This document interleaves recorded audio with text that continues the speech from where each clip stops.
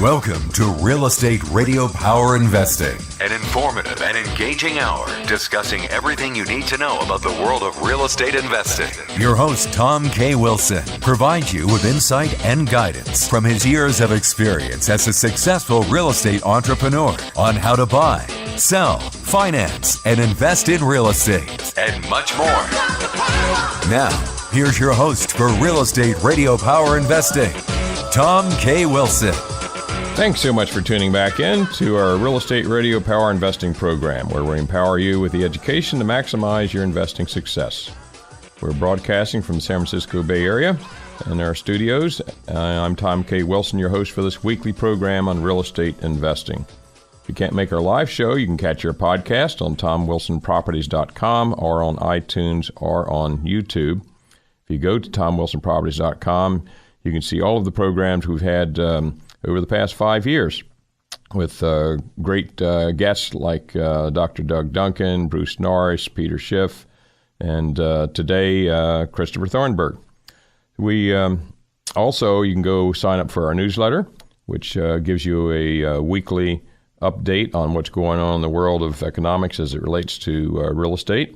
And also it gives you the opportunity to have access to our commercial syndication products that the sponsor here, Wilson Investment Properties, has available. So, as our listeners know, regular listeners know, we do specific things on different aspects of real estate and real estate investing, different programs, but we also are very interested in macroeconomics, and we have learned, of course, most of us the hard way, that without paying attention to what's going on in the world of economics, you can miss the timing on when to buy and sell products and in what markets. So we try to educate our investors and listeners more and more on what's going on in economics that might affect your decisions of when to buy and sell. So today we're very pleased to have Dr. Christopher Thornburg. He is a founder and CEO of Beacon Economics, one of the most respected research organizations in the U.S. He has his doctorate in business economics from the Anderson School at UCLA. He's also the director of UC Riverside School of Business Center for Economic Forecasting and Development. And he's on the Council of Economic Advisors for the California State Treasury. And maybe as important as anything, he's one of those few economists. And as you know, we've found and follow a number of them, like Dr. Doug Duncan, who was able to forecast correctly the crash. So those are the kinds of folks you want to listen to. And he's a frequent speaker. He's also been on I Survived a number of times down at the Norris Group, which, as you may remember, is something Wilson Investment Properties sponsors and supports every year as well. So, Chris, wonderful to have you on the program. Thank you for being here. Pleasure. So, Chris, I think we're going to get into some details about California and what you see happening and how to position ourselves and what maybe you think should be happening different than it is and so forth. But before we do that, I'd like to paint kind of the aerial picture of how the global and the U.S. aerial view is in the world of economics, macroeconomics. So first thing I want to ask you is, do you think right now that U.S. is surviving economically mostly because we're the best-looking horse outside the glue factory in spite of our $21 trillion in debt? Well, I'm not sure what that means exactly. I'm gonna push back on this idea that we're surviving economically. Okay. To me, that reverses the true flow of things. I like to point out to folks that growth is the default mode of any economy, because everybody in that economy is working, striving to get ahead. And because of all the collective interactions of all these people trying to get ahead, you end up with an economy that continues to expand over time. That long-run growth is punctuated here and there by these short-term disequilibria that we like to refer to as recessions. And those periods of times just don't come out of the blue. In fact, one of the biggest myths that I've been pushing back on is somehow or other the idea that this is the second longest expansion in U.S. history is indicative of the coming end of this particular expansion. This idea that you can just sort of count months and that'll tell you when the next recession comes, well, that's ridiculous, because every recession has to have a source. It has to have a cause. Just like every fire, every forest fire in California can be traced back to something that started that fire. Every recession can be traced back to some shock to the system that created those conditions. If you're going to predict the next recession, you have to basically predict what that shock is going to be. Back in 2005, 2006, when I was kind of this lonely voice in the wilderness, saying that things were not healthy, things were not good, for me, there were plenty of indications, huge number of massive imbalances in the U.S. economy that had you had your eyes open would have been obvious that things were going to get rocky really quick. I contrast that to today. Despite all the crazy political theater in Washington, D.C., you kind of push that to one side, take a look at the actual nuts and bolts of the U.S. economy, and guess what?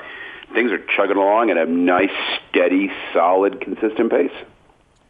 Doesn't a anchor of dragging along behind of $21 trillion in debt kind of have a mitigating effect on that progress and present a risk for us moving forward?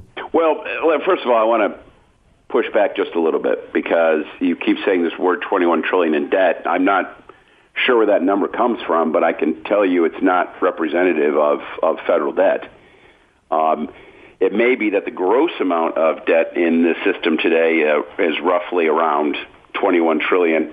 But we have to remember that a good portion of that is held by the Social Security Administration and by the Federal Reserve. That's, pulling money out of one pocket and putting it into another. That's not real debt. You're just owing money to yourself. It doesn't make any sense. Actual net debt to GDP is in the 65% range. For me, that's not a scary number. It's not a big deal at all. Now, mind you, we have enormous fiscal challenges looking out past a decade.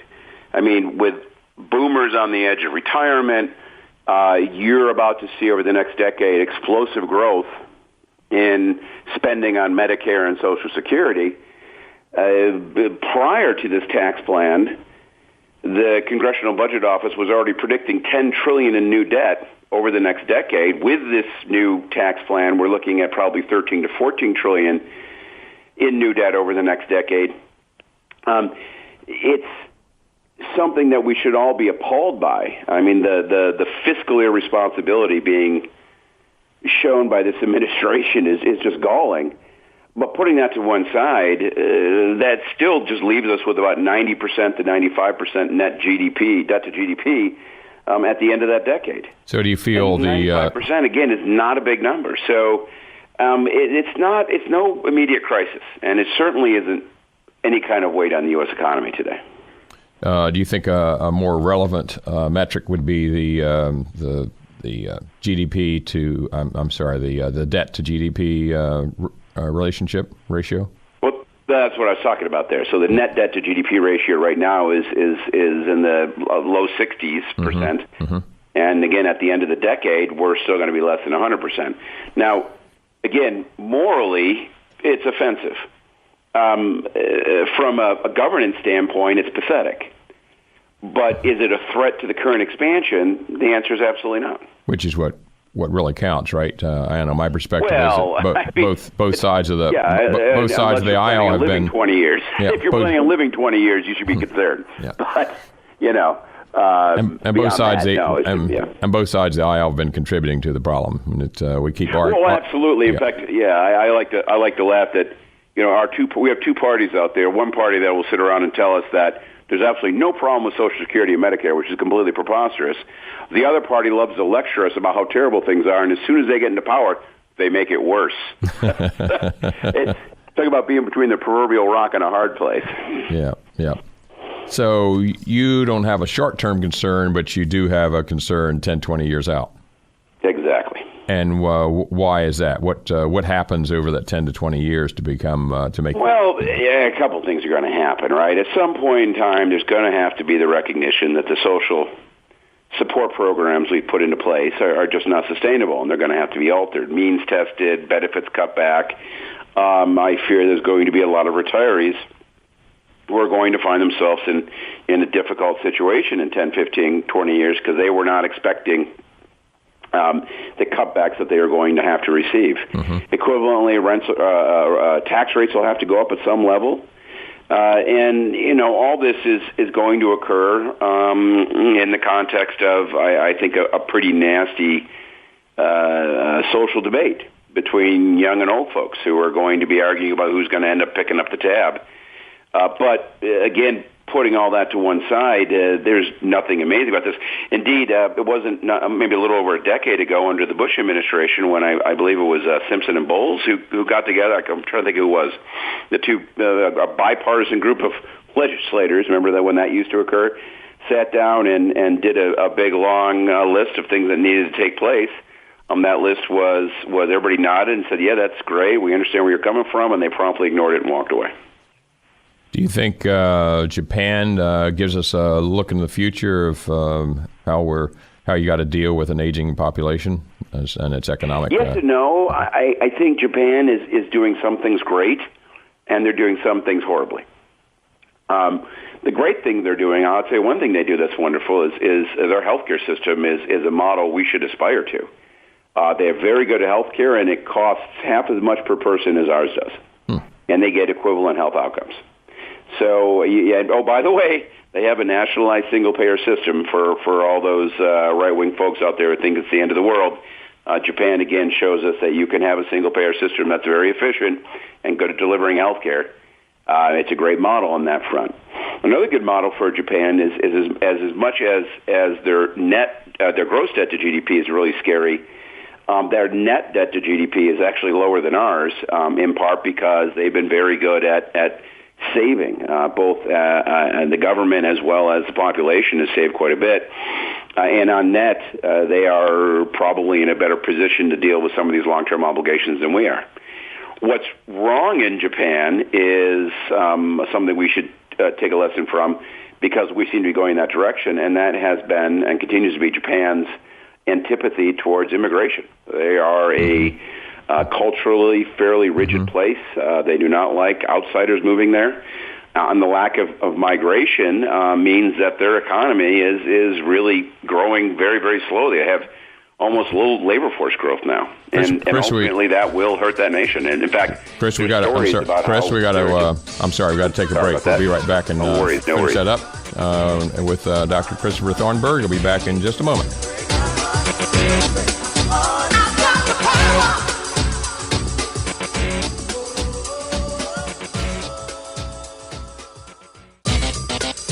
Welcome back to Real Estate Radio Power Investing. Streaming live on iHeart, TuneIn, and KDOW.biz. For more information on today's topic or guest, visit TomWilsonProperties.com. That's TomWilsonProperties.com. Again, your host for today's edition of Real Estate Radio Power Investing, Tom K. Wilson. We're pleased to have with us today Chris Thornburg, who is the founder and CEO of Beacon Economics, and one of the economists who called the crash correctly. So that's the kind of person we want to listen to. Chris, before the break, we were talking about the good things about Japan. One you said was the social medical system, and the other was that people tend to save. So we don't have too many savers in this country relative to Japan, do we? Yeah, that's true. Our saving rates are pathetic, and in fact, going back to the idea of the current stability of the expansion, one of my issues recently has been, yet again, another drop in consumer savings here in the U.S. In the fourth quarter of last year, savings rates dropped below 3%. Last time we saw that was back in 2006, so that's a scary sign when American households are getting ahead of themselves. And while the first quarter saw a little bit of welcome relief in as much as savings rates moved back up again, largely because of a slowdown in consumer spending, and nevertheless, it's something we have to keep an eye on as we continue to move forward in this expansion. And the numbers that you look at, do you feel that we're making a direction of having more as a country, of having more consumption and less production? And if so, does that concern you? Well, no, I don't think that at all, because in the end, the vast majority in production and consumption in the United States is it's linked to each other, right? When you think about consumption versus production, in the end, I think about that as largely being a trade deficit situation. If we're consuming more than we're producing, we run a trade deficit. That's where they get the additional consumption from. Now, over the last few years, the trade deficit's been fairly good. It's not balanced. I'd like to see it balanced. But it has been moving in the right direction. But as already noted, over the last year or so, with the increase in consumer spending, we have yet again started to see that widening of the trade deficit. And again, that's something that, while not an immediate risk to the economy, it is still something to keep an eye on, because this may be something that in 3, 4, 5 years becomes, shall we say, the beginning of the next downturn. Is increasing tariffs help solve the problem or exacerbate it? No, absolutely not. In fact, I would argue one of the biggest threats to the short-run health of the economy is this just kind of silly effort to close the trade gap by using tariffs. There is a wide literature on this, and ultimately trade gaps are more driven by the imbalance between production and consumption internally rather than by foreign trade barriers. And as a result of that, this idea that we can cure this by yelling at China, well, I mean, it's just not a reasonable argument. You're not going to change this. You're not going to fix this by slapping a tariff on steel. It doesn't make any sense. It isn't to say we shouldn't stand up to a place like China because they don't play very fair in the sandbox. I don't think there's any argument about that, and perhaps we do need to stand up to them. But it's the idea that the trade deficit can be cured in this way is just kind of silly. How could we stand up to China? Well, I think we already are, right? I mean, you got to stand up to them and say you have to start doing A, B, and C, or we are going to slap punitive tariffs on you. And what that A, B, and C is not you must close the trade deficit by buying more of our stuff. A, B, and C would be demanding that they give American investors in the Chinese economy the same rights of ownership and control that Americans that the Chinese have if they invest in America. Equivalently, they need to get their tariffs more in line with what we have in the way of tariffs. And last but not least, obviously, there has to be sufficient protection of intellectual property rights in China. Those are all reasonable arguments, but that doesn't seem to be the primary push of this administration. Rather, their argument is wrapped around this idea that you have to shrink the trade deficit. Well, if you set up impossible goals, you're not going to really make any progress, are you? No, we only have 30 seconds left in this segment. Do you think China's large hold of U.S. debt is more advantageous for us or China? It's like the old saying, if you owe the bank $1 million, you own the bank, right? Yep. So, yeah. So what do you think? I'm not worried about it. I think listen, in the end, I'll tell you, 4% of the Chinese economy comes to the United States every year in the form of exports. They don't want a trade war. They would suffer far more than we would if this really got ugly. So my guess is they're going to try and make amends. Okay. We got Dr. Christopher Thornburg with us today, the CEO of Beacon Economics and a economist that is very popular nationally. And we'll have Chris talk to us a little bit about California and housing and that sort of thing when we come back.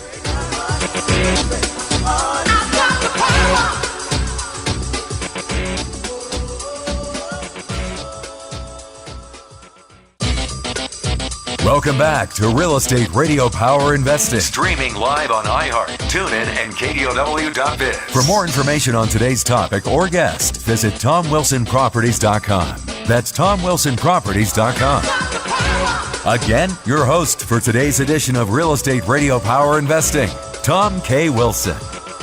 We have Dr. Christopher Thornburg with us today, a nationally known economist and the CEO of Beacon Economics.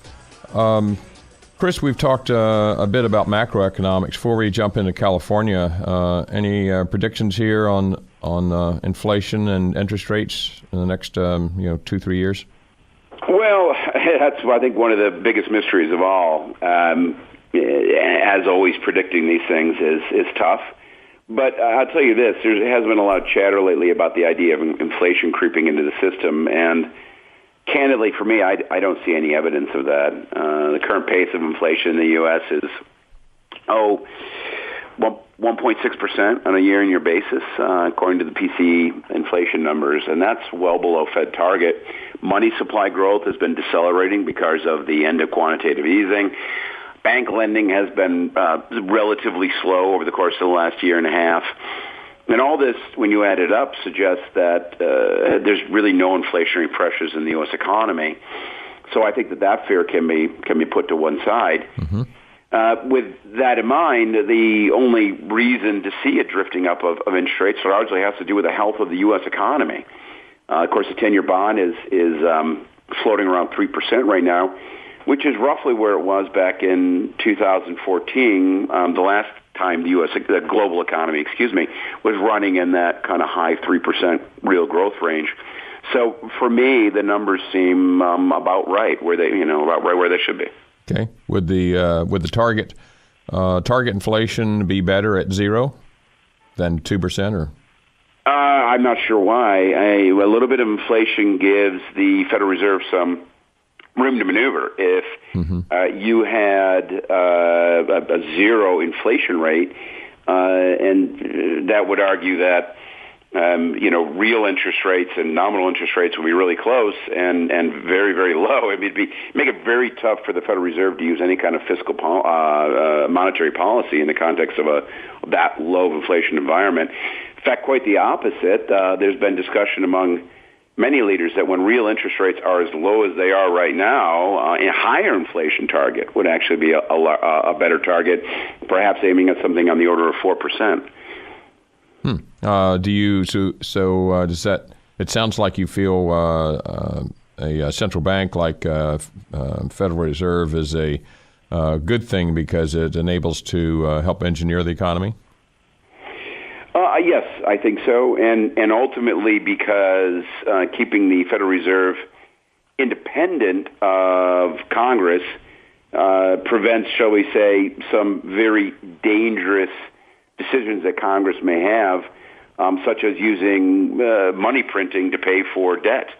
That's the kind of thing that will quickly lead to really bad inflation that can completely undermine an economy. Is it really independent of Congress? It's about as independent as it can be. Certainly they always have to be cognizant of threats to their independence. There is really very little oversight right now. But you just have to keep an ear on Congress. And if you've got a guy like Rand Paul running around saying ridiculous things about the Fed, threatening to regulate and rein them in, well, that's when the Federal Reserve has to tread politically very cautiously.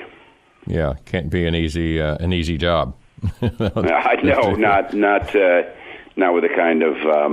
I can't even imagine how anybody from the Federal Reserve can sit in front of Congress and take questions. Congress has proven itself to be one of the most phenomenally incapable organizations within our government today, and yet they sit there and pontificate and point fingers, and it's enough to make my head explode. So I always give a lot of kudos to the calm folks who could deal with that. When we bring Chris back, we will dive into California real estate and get some details about that. Stay with us. We'll be right back.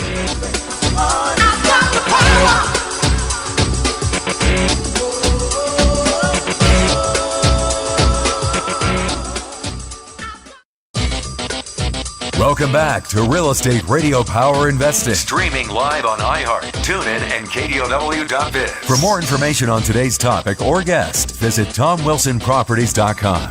That's TomWilsonProperties.com. Again, your host for today's edition of Real Estate Radio Power Investing, Tom K. Wilson.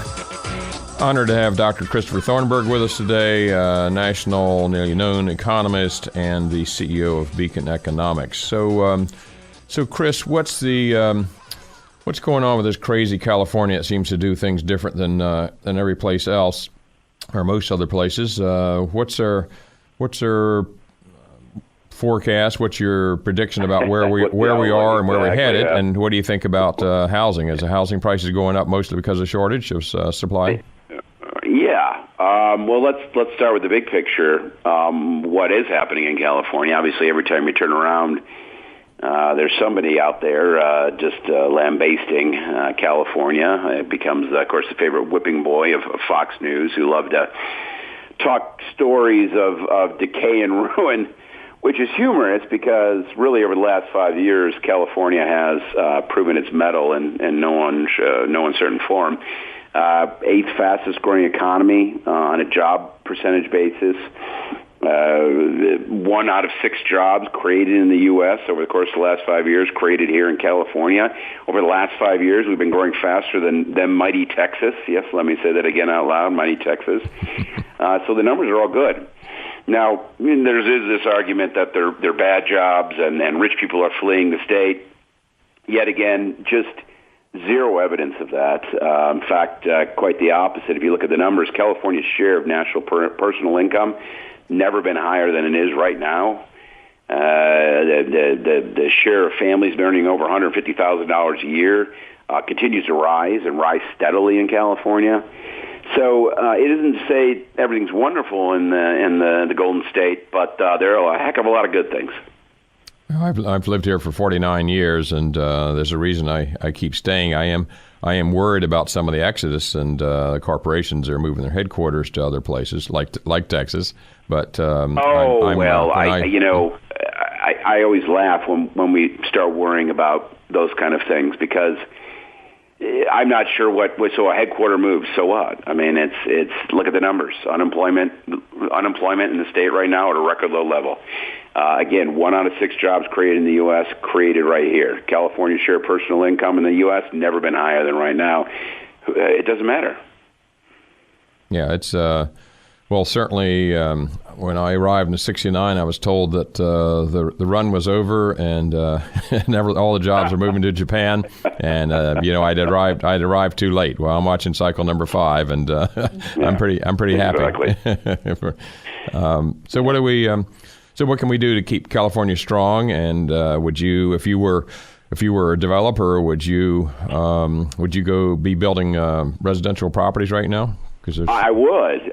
In fact, if you wanted to ask me what the single largest problem we have in the state is, it's a lack of housing, and that's. And let me be clear on that because whenever you hear the government talk about it, what you hear about is the affordability crisis. Right. Of course. And this is not an affordability crisis. Okay. This is a housing supply crisis. Mm-hmm. And that's a different thing. And I'll tell you why. Affordability makes you think that you can fix this by having rent control, inclusionary housing, subsidies for low-income families, pick your favorite social program. That just completely misses the point. First of all those programs are just tiny compared to the problem and won't really move the needle. And when you think about affordability issues, because of the overall lack of housing, affordability hits every segment of the housing market. Whether you're a low-income family, maybe an immigrant from Latin America, and your family's bringing in $40,000, $50,000 a year, you're suffering. Guess what? If you're 2 young professionals, maybe an engineer and a teacher, and between the two of you, you're still pulling in maybe $160,000 a year. Guess what? It's still really hard to survive. You can't afford a medium-price house in Silicon Valley. Exactly. Or exactly. LA. So the idea that this is just about affordability misses the point. We have to build a heck of a lot more housing.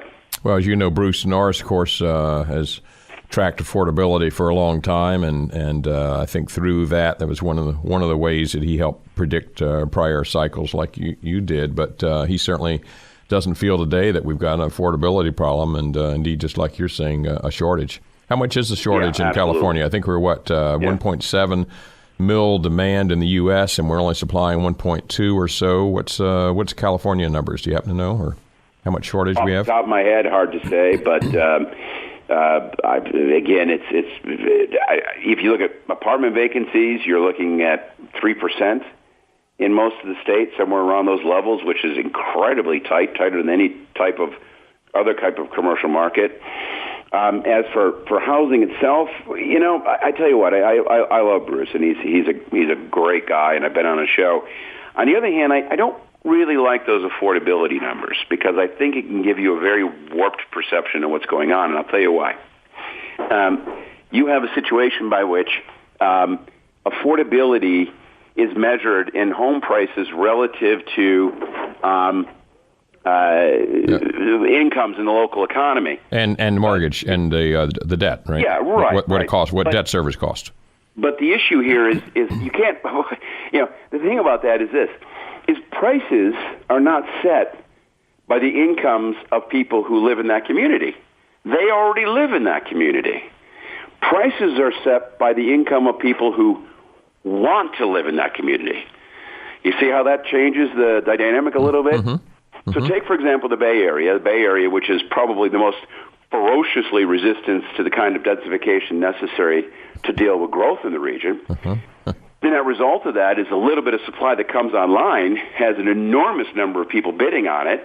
And, of course, because of tech and the strength of the tech industry, that bidding war is won by very well-heeled, high-income people.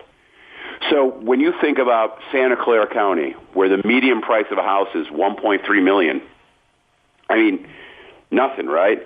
I mean, how incredibly expensive is that for that little 3-bedroom, 1.5 bath you're talking about on a tenth of an acre lot in Santa Clara?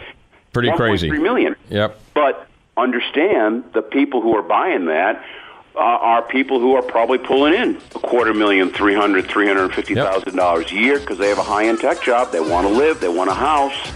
Chris, we got to take a break here. We'll be back for a summary in just a moment.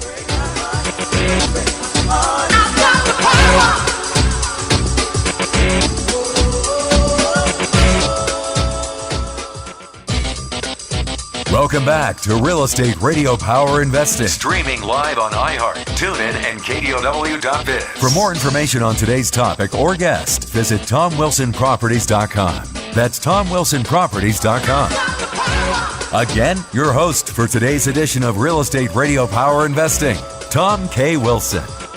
It's been great having Dr. Christopher Thornburg on the program today, the CEO of Beacon Economics and nationally known economist. So, Chris, first of all, thank you for being on the program. It's been great. I'd love to have you back on sometime in the near future. That'd be great. So can you give us a little summary of the big picture of what's going on in the country and where we're headed? Sure. Let me start with this. You got the short and you got the long run. In the short run, I'm still pretty happy. I'm still pretty comfortable. This expansion is going to continue. There's no major issues out in front of us.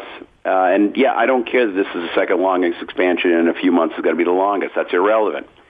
There's just no major imbalances out there that scare me, that can cause an end to this thing in the near term. And what's the near term mean? What's the near term to you? 1 to 3 years? 2 years. 2 years, okay. Forecasters, I'm a forecaster. I'll tell you the honest truth. You got 24 to 36 months out of me. Okay. So I got a good vision on the next 2 years. 4 years, 2022, not a clue. Don't have any idea. And anybody who tells you they do is either lying to themselves or they're lying to you. Yep. So, but with that in mind, I'm also cognizant of the fact that there are issues forming in our economy. Boomers are retiring. That's creating labor shortage issues. We're going to have this steady and significant widening in the federal deficit. You got a Federal Reserve that seems intent on stomping on the brake. You have consumers, which seem to be getting ahead of themselves again. You're seeing those drop in savings rates. In other words, while the next 2 years are almost assuredly going to be good, you're starting to see the beginnings of the kind of problems that may very well end up ending this expansion in 3, 4, or 5 years. So I'll tell all my clients, be happy with it now, but be cognizant that we are entering into potentially dangerous waters. And, in the end, I'll tell you what, everybody's scared right now, which is almost one of the reasons why this is going to continue. Mm-hmm. You've got to be scared when people stop being scared. Yep.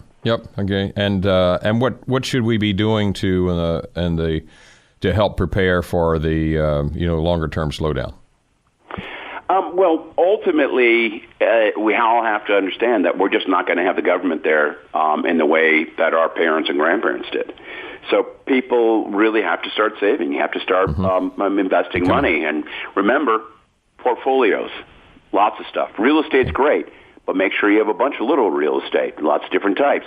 You got to be in some stocks. You got to be in some bonds. Get a little bit of everything. Keep yourself safe. Okay, so diversify and become at a little bit more liquidity and be prepared. Chris, we got to end it there. Exactly. Thank you so much for being on the program today. It was great insight. I know we'll get some great feedback from our listeners.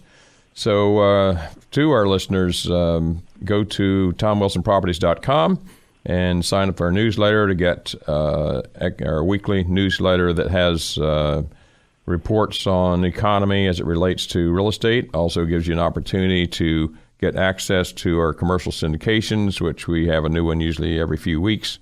And also go on our website. There's a lot of investor education information on there. There's all of our podcasts that we've had over the years, and you can look up by topic or by speaker. So it's been great having Chris with us. Been great having you as a listener with us, and we look forward to having Chris back in the future. And also we look forward to you, our listeners, being here for our future programs. And remember, the only thing that matters is what you do next.